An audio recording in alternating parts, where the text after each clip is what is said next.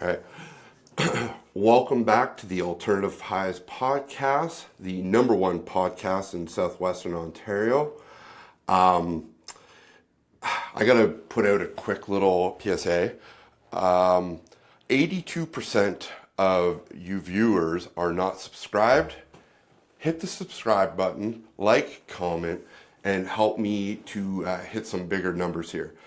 With that being said, today's podcast is, I didn't know if we could ever make this a podcast, and I'm going to put some story behind this before I say and introduce who I'm talking with today. I've been sober for 6 years now. 7 years ago, 7 years plus, I had got myself into some trouble with the law. I was moving and shaking in a different way, and it inevitably got me in trouble. I'll go into that later, but fast forward to about 2 years ago, I made a post. I was in front of the house that I got raided, and I just was talking about, how things can change so quickly. I was a drug addict, alcoholic, going down a really bad road. Thankfully, I hit the wall, and the wall slowed me down and did not kill me. And after that post, I received a very important message. And it was from this guy here. He was one of the officers that was part of the warrant being gifted to me. And that's the way to look at it. He said, he gave me some really kind words. He gave me some encouragement, and it was really cool. And I get chills when I talk about it. We messaged each other a few times throughout the couple years, and I just said, when you're down, please reach out. Let's get a coffee. And as luck would have it, this guy was home for the Christmas holidays. Mr. Dave Miller, I really appreciate you reaching out, saying the kind words to me. And it's one of those things when somebody goes through that and are acknowledged by the people that they pissed. I don't know if it's pissed off. It's, you got a job to do. Yeah. It's not like you weren't narrowly focused on me. Right. It was just a job being done. Yeah. And what led you to make that message? I should be asking you, what led you to making that message to send me? Because it changed my view on a lot of things. Not that I had a bad view. Inevitably, when you screw up and when you're screwing around, some things are going to come crashing down. It can't always be rainbows and sparkles when you're doing bad stuff. Yeah. So, Dave, I won't live in that world too long, but what brought you to that? You know what? So I have goosebumps from you telling that story, but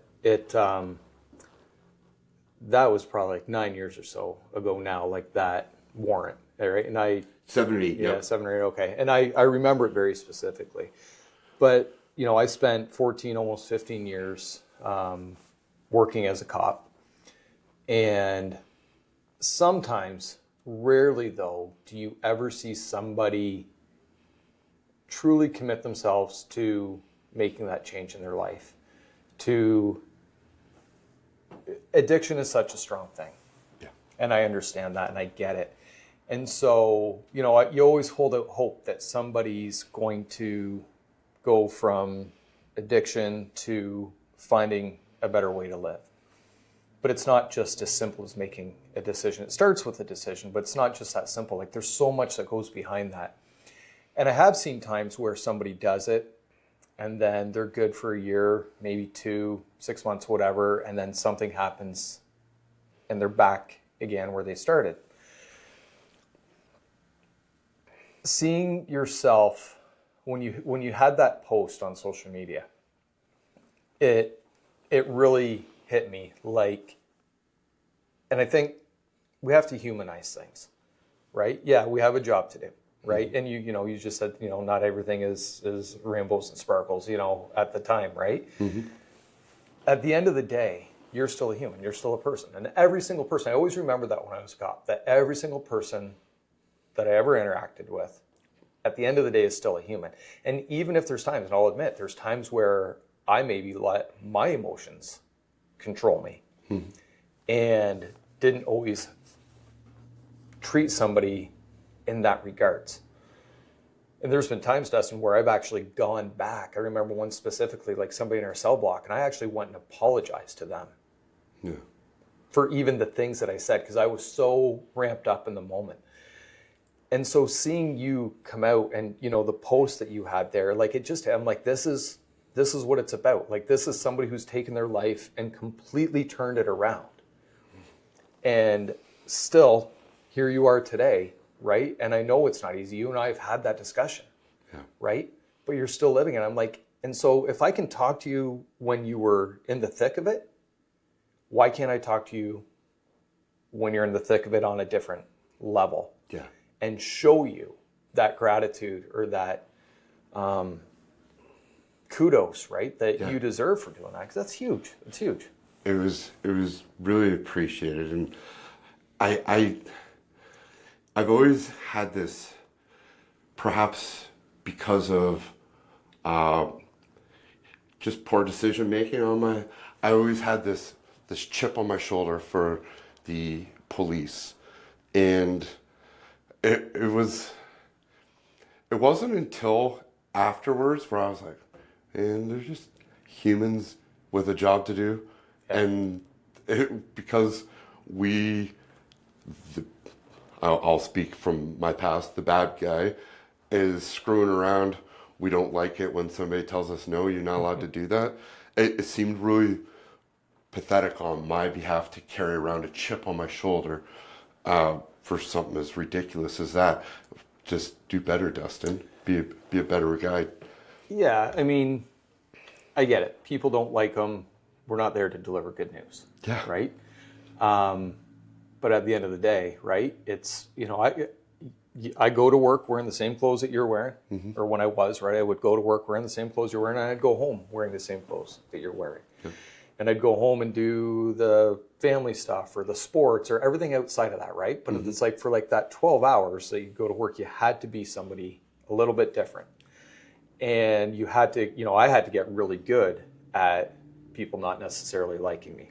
I'm not there to hand out cash prizes to people, right, for doing really good things. Yeah. You're there more oftentimes, and even if it's not with somebody who's doing bad things, but you're with another family, you're helping them out, right? Yeah. You're not the bearer of good news, and it's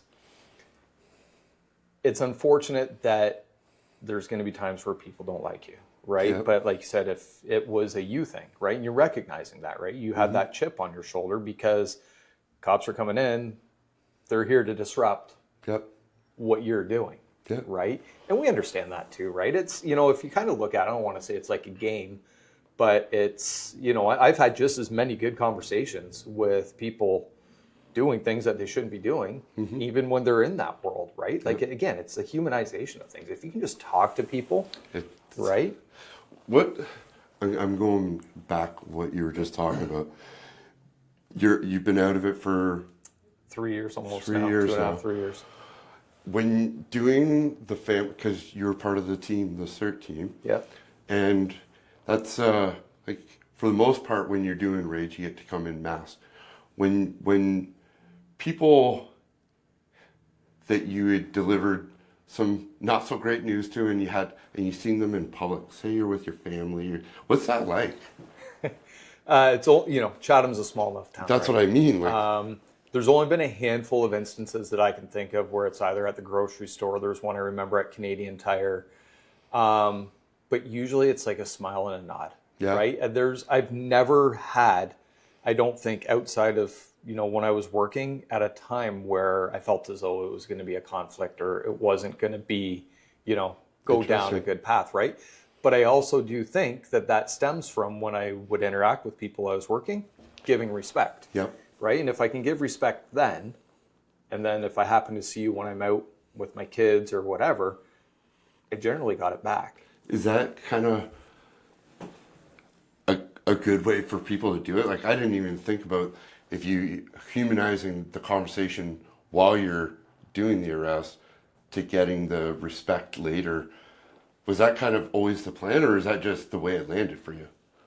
I had a lot of mentors. That's a really great idea. Yeah, I had a lot of mentors when I started. I remember when I first started, and a female officer, she's retired now, but she told me, she's like, at the end of the day, she's like, just remember, people just want to be treated like people, whether they're on this side of the line or this side of the line. She's like, all anybody wants in life is to be treated like a human, be treated like a person. It's a decision you have to make, because there's times where I'm angry, and I just said, right, where you let your emotions when you're really amped up, right? And it's, things, your brain's not firing the way it should. And you say things that at the end of the day can be hurtful to somebody, right? Can be harmful. And, I just recognized, right, there's a time where I went and apologized for that, right? Because I knew, and even when I was going to go give that person, I just said to him, hey, man, I was like, you didn't deserve to be spoken to the way that I just spoke to you. And I struggled initially. I'm like, should I go back there? Shouldn't I? Right? And it's like this ego thing, right? It's like, and I'm like, no, I got to put my ego aside because I wasn't doing what I knew that I should be doing. And Dustin, this guy looks at me. He's like, you haven't ever said anything to me that my dad's never told me before. And I'm telling you, man, like, that pulled on my heartstrings. Yeah. Because I'm like, that's part of the reason why you're in here right now. Like, you didn't have that. And I'm telling you, when he said that back to me, like, it hit me like a ton of bricks. And I'm like, it was a game changer for me. I know it was. That can start us on a conversation here that I want to go to. 3 years, do you miss it? I miss the fun and the excitement. Yeah. I miss doing the things, where you and I really met, right? Doing the search warrants, working with that team was like the best thing I ever did in my 14, 15 years there. So I miss the excitement. I don't miss the day-to-day, the other stuff that goes with it, right? The risk reward was starting to fall on me, and I had a passion for doing other things. And so I made that decision. And the worst thing that was going to happen to me when I made the decision to leave was, if whatever I go and do over here doesn't work out, I can probably always go back, right? But I needed to go and explore something else for myself to see. Yeah. Speaking of exploring, tell me more about your exploration. Yeah. Because it landed you outside of Canada. Yeah. You've been living in the islands for a little bit now? Yeah, living in Barbados for about 3 years now. When the pandemic hit, I always loved travel. And when we lost our ability and freedom to go travel and do things kind of when we want, how we want, that bothered me. And so I found this opportunity to move abroad. And it was kind of one of those things that hit me. I was like, if I don't do this right now, will 10 years go by? And while I look back and say, remember that time when? And my wife and I, we had the same conversation. And so we just made the decision. It's like, you only live once. Let's make the decision. Let's go see what it's all about, if it's everything it's cracked up to be, right? So we did. And what I'm doing now kind of came as a result of that. I had an idea what I wanted to do, but I wasn't really sure. And I had guys that I would work with and say, like, I don't get it. Like, how are you leaving this job? All the questions. So I sat down one day and I was like, I came up with like 10 or 15 different roles that a police officer has. And then I came up with 10 or 15 different ideas using the skill sets that they've acquired. I'm like, well, what else could you do, or how else could you serve people? And when I did that, I really kind of hit on one that was initially on the topic of child exploitation. And how we can educate parents to better protect their kids in the online world. Like, we live in this massive digital age, kids have their phones on them, 24/7. And there's a risk that goes with that. And I found from talking to parents that parents weren't even sure how to protect their kids, right? So that was kind of what started it and got the ball rolling. And then as we, did that, it expanded into online exploitation. I worked with a really awesome guy on kind of the startup of that really helped me along the way. We got into then human trafficking awareness and workplace violence prevention training. And so I kind of started piecing everything together, and we're still really working on getting this out there, but it's like working now with organizations, tying everything back to employee engagement. Because if something happens to somebody that works for this company over here, whether it happens to them or their kid, or they're a victim of a fraud or financial crime, or they're at a high risk for workplace violence, whatever it means, it's going to impact them in the workplace. And so what we do now is design custom-based education for organizations to give to their employees that protects them on those main components of exploitation, human trafficking, if that's a good fit for their organization, and then the workplace violence. Okay. Yeah. And where are you at with all this? Building a network of people on our team. So like I said, everything is custom design learning. So I've got some former teachers who are curriculum designers to help build out the education. And then right now, it's getting the word out there. It's talking to organizations, so both public and private. We, on the public side, right, like that's educational institutions, healthcare, other government type of agencies. And then on the private is more private business or organizations who want to, who already invest in employee engagement and employee wellness. So right now it's just making a lot of connections and seeing where we're a good fit for, and, learning from a lot of people and creating opportunities. We've done some training outside of Chatham-Kent for foster organizations, kinship families, child protection agencies. So, and that's kind of really got the ball rolling for us, and then, making other connections as we do that. Being in this digital age, and being that there is so much toxicity on the internet for children, for, all the crimes that come along with it. How do we get more involved? How do we be a part of the change with you? How do we get our kids more, what sort of want to use here, informed? Is it? It's a good question. And, as general, like from a parental perspective, is you have to engage, you have to have the conversations with your kids. Like, and I joke and I tell people, but I give it as an example. I'm like, when I'm growing up, maybe my parents didn't have to have the, quote unquote sex talk with, me in the 90s until I was probably like 13 or 14, right? Or it was taken care of through school and health classes and all those things. Now you have to, honestly, man, you have to have those conversations with your kids when they're like 6, 7, 8 years old. If they have a device in their hand, if they're playing something like Roblox, if they're on any form of social media, right, whatever it may be, because they have to understand that on the other end of that, there's people out there, right? Over 5 million, it's estimated, online predators, right? 500,000 of them active every single day. And so if I'm a kid playing any of these games, or if I'm on social media, it takes nothing for an online predator to reach out and just start a conversation with me. Hey, Dustin, really cool thing you built there in Roblox. Or, hey, Dustin, love the picture that you posted on TikTok or Instagram or whatever, Snapchat.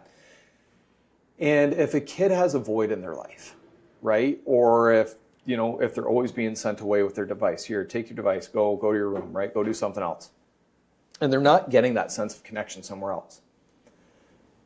And somebody else shows them attention. It's like, I just tell the parents, it's like a crack in the door, right? As long as I can get my foot in, I'm going to get that door open eventually. If I get my foot in the door, you can't shut it. Yeah.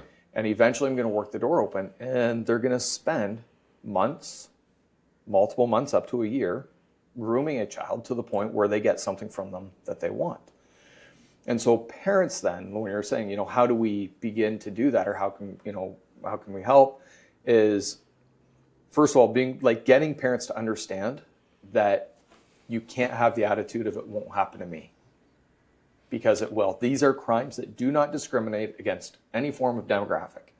It can happen to absolutely anybody. It happens to well-meaning adults. It happens to educated adults, right? Because, look at, you run your podcast, you do marketing. Marketing, you're constantly testing messaging, right? When I do this, right? Does that work? When I do this, does that work, right? You just said, hey, PSA at the start of this podcast, right? 82% have not subscribed yet, right? And so you test your messaging to see what works. Well, an online predator is no different. They test their messaging to see what works. And so parents can't have that view of it's not going to ever happen to me, or my kid would never do that. I told them don't do this, or bad things are going to happen to you. Threat actors in the online world are that good. And they'll spend that amount of time. And now with the access to AI and chatbots and everything else, it can kind of do it for them. Right? So you have to talk to your kids. But in order to say, hey, there's people out there that may want to do bad things to you, or, you got to do it in an age appropriate way, right? So you're not driving fear to them, but you got to be able to speak to them in a way that even a 6-year-old is going to go, oh, okay. If somebody says to me, hey, send me a picture of yourself, or, hey, I think I live in the same community as you. Where do you live? That they're not going to sit there and say, oh, I live in Chatham on, Wellington Street or something, right? It's like you can't give that information. So you just have to have that open communication, open dialogue with your kids to the point as they get older that they can better understand why that's important. It's wild to me because of the time I grew up and to where we're at right now. The fact that there's 5 million online predators is so terrifying because it is. I honestly didn't know those numbers. I've never had to. I didn't have that conversation with my kids, and now I'm thankful they're older now. But it's constantly. I have a stepchild who's at that age now, and as you're telling me the Roblox, he's on Roblox all the time. That's terrifying to think about. That they're that easy to get into whatever they're trying to do, whether it be a Roblox game or they be on their Snap. It's a huge number. It's a terrifying number. You just said, right, like when you were growing up, right, things you didn't have to worry about. When we grew up, right, the biggest thing our parents maybe had to worry about was, okay, if I'm in the grocery store with them or a department store or whatever, right, don't let my kid out of my sight. Right? You had to worry at that point in time, with kids being abducted, and that still does happen. But now, and I tell parents, I'm like, as soon as you give your kids a device, and our goal isn't to have parents take devices away for kids. They need devices. They need them for school. They need them for careers. We live in a content creation world. Like, jobs are going to be based around it. So they need technology. They just need to know how to use it responsibly and understand the dangers that exist out there because when you give a device to your kid and they're playing games or, doing whatever it is on them, you're in essence, if my kid was sitting right here across the table from me and I can't see what they're doing, right? I have potentially invited a stranger into my home and, tell parents they're in your kitchen, they're in your living room, they're in your kids' bedrooms, they're in the back seat of a car when you're on a road trip somewhere or you're just going to the store. If you can't see what your kid's doing and they're not communicating to you, somebody could be on the other end, right? And so even if, 5 million predators, but even if it's 500,000 that are active every single day, and if every one of those 500,000 even just started 5 new conversations a day with a kid, right? That's 2.5 million. So after 10 days, you got 25 million, right? You go after 100 days, you got 250 million. Like kids will tell you now, like how often they're being contacted. There's a lot of studies out there and a lot of statistics that show, I think it's like 12.5% of kids, of youth under the age of 18 admit having been received an unwanted solicitation message of some sort. That's only what's reported, right? So if we know that 12.5% do, you got a group of kids that didn't recognize it maybe as a solicitation of some sort, or a group of kids who aren't reporting it. So those numbers are really, they're probably higher than what's out there. 100%. And, picture a big funnel, right? all an online bad guy wants to do is just be putting names into that funnel. And as long as at the bottom it's spitting out a victim, Yeah. they're winning. It's Right? wild. It's not, you know, if they send out 5 messages and start 5 conversations today and they get none, no big deal. But those 5 are in their system. It might be in 3 months or 6 months from now that one of those 5 gives them what they want. And that now starts the financial extortion extent, right? Once they get what they want from that person, the immediate follow-up message is basically, you know, Dustin, I'm not telling you, this is who I really am. And you now owe me $500. Yeah. Here's the information. If you don't, you have 24 hours to send it, or I'm going to send every picture or video that you just sent me to your friends on your social media, right? And sadly, so many youth have ended up taking their own life because they're backed into a corner and they're not mentally mature enough at that point in time to see a way out, right? They're backed into a corner and they're like, I don't know what to do from here. This person's going to ruin my life. And there's countless stories in the media, very publicized ones, in Canada and the US, of kids who've taken their own life because of that. It's such a preventable thing. It's a lot to take in.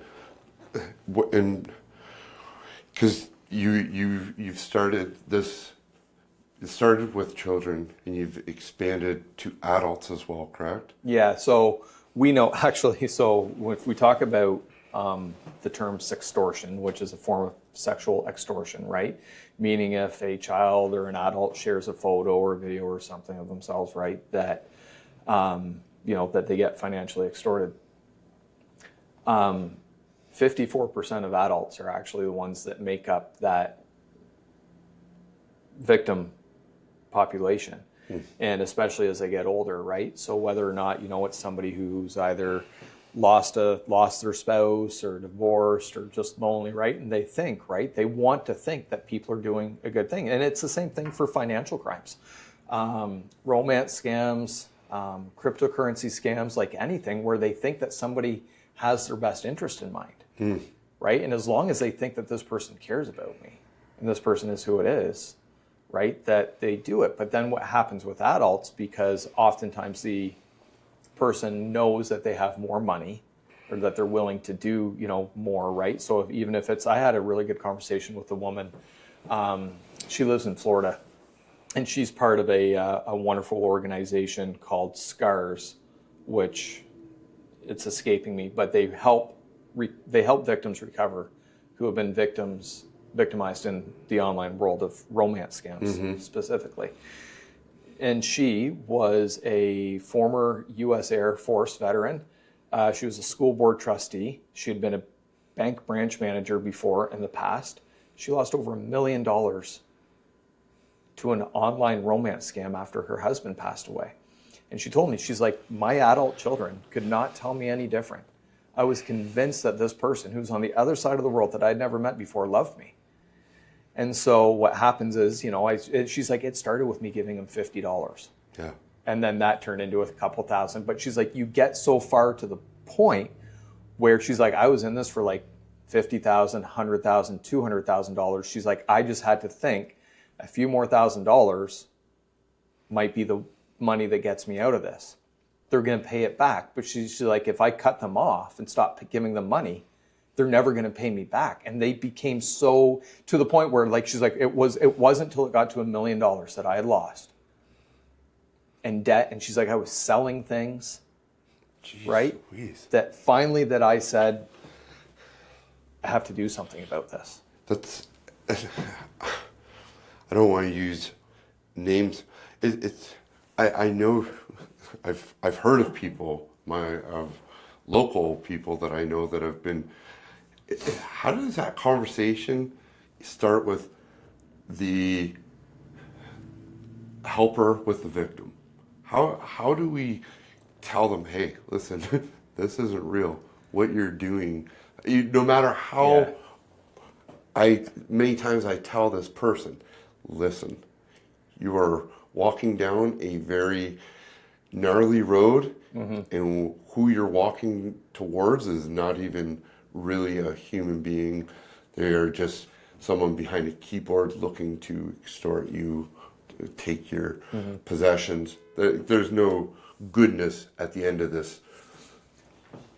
People don't want to believe that there's people in society that do this kind of stuff, especially older people, right? Like, I think our younger population now growing up, because they're going to grow up in a digital age and where we educate them and they know going into adulthood that this is something that exists.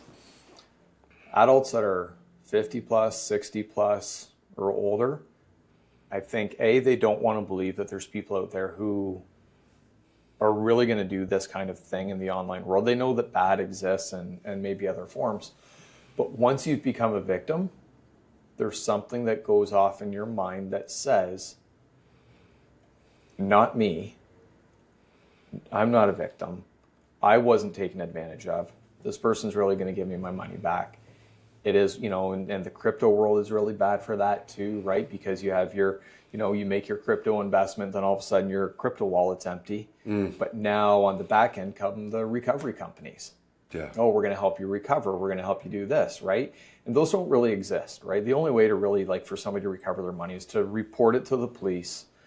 And even then, the odds of recovery are so few and far between. But by reporting it, it can start that open book to linking that to maybe somebody else that's been victimized in another area or another jurisdiction, right? It contributes to potentially stopping this person because these are most people don't want to report these crimes. They're embarrassed that it happened to them, right? They're fearful of, if I do report it, could this person come back? What other information do they know about me? Yep. Or they just don't know what to do. So they don't report it. But reporting it can be that thing that stops somebody else from being victimized.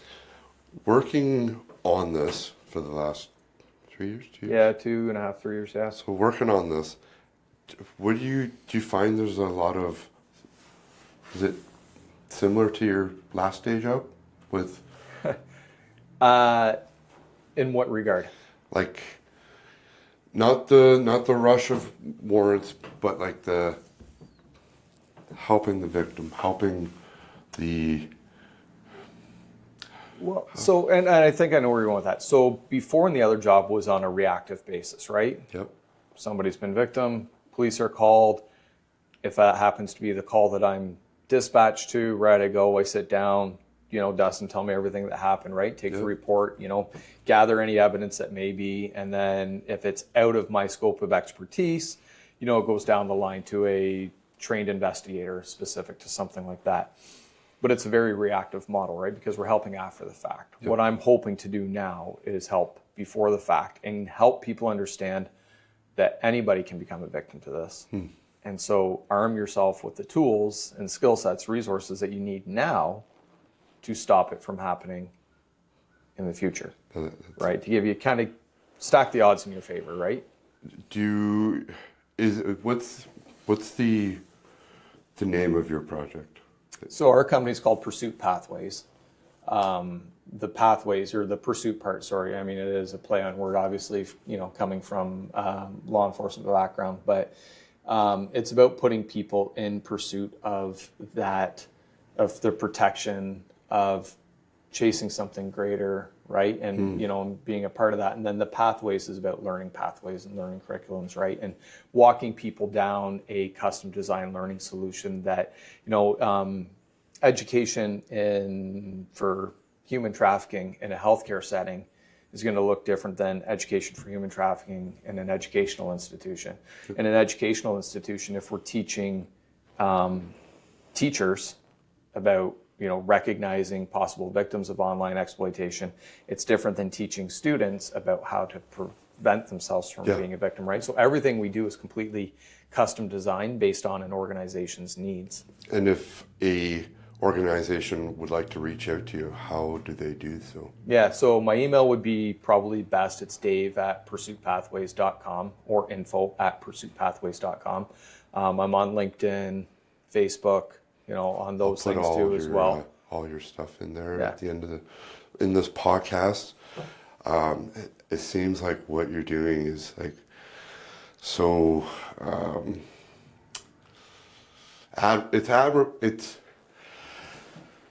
it's amazing because what you've seen on the streets is probably a lot to handle, and then doing this in knowing what could be their future should they not be educated, it's got to be terrifying. Was there something that brought you to doing that? Like, had you witnessed? Well, like in just regular, day-to-day calls for service, right? I've been to the houses where the parents are saying, hey, my child sent a nude photo of themselves to here. Or I remember this mother caught their child. Mom came down the stairs in the basement and heard their child speaking and heard another male voice. They were playing an online game. The male ended up being from Texas. And, through our investigation, you find out that the kid had already had plans made to go. This guy was willing to pay to leave Texas to come over to the Detroit area, and was willing to help facilitate getting this kid over to the Detroit area so they could, hook up. Terrifying. And, the kid thought that they were talking to like an older youth, like 17 years old. The kid themselves was like 13.